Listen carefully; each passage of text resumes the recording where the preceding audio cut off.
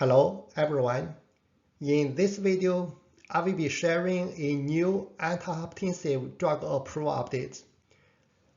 On May 15, 2026, the US FDA approved a first-in-class aldosterone synthase inhibitor, BAXFENDY, Baxdrostat, for the treatment for hypertension in combination with other antihypertensive medications to lower blood pressure in adults who are not adequately controlled.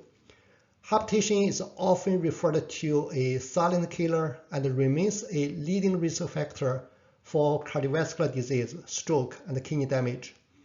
The BAXFENDY approval provides a new treatment option for patients living with persistently uncontrolled hypertension.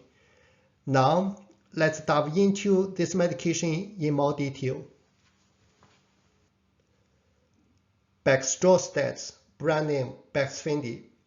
This medication was approved by the US FDA on May 15, 2026, and indicated for the treatment for hypertension in combination with other antihypertensive drugs to lower blood pressure in adults who are not adequately controlled on other agents.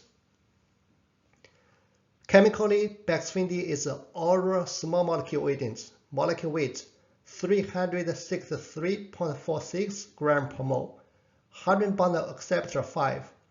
100 bond acceptor refers to the number of nitrogen and oxygen within the drug molecule.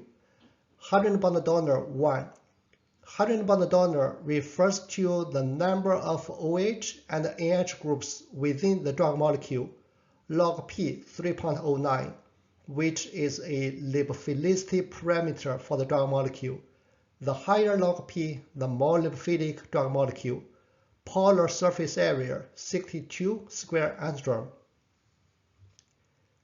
This medication is available as tablets. The strength of the tablets are 1 mg and 2 mg with the active pharmaceutical ingredients Baxdrostat. Recommended dosage 2 mg taken orally once daily with or without food. For patients with increased risk of hyperkalemia or hyponatremia, the recommended dosage is 1 mg once daily. Mechanistically, this medication works as a potent and selective inhibitor of human aldosterone synthase.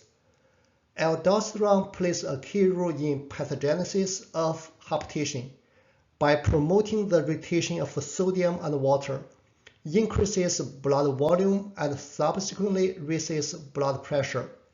Therefore, by blocking the production of aldosterone, it decreases plasma aldosterone concentrations and lowers blood pressure accordingly.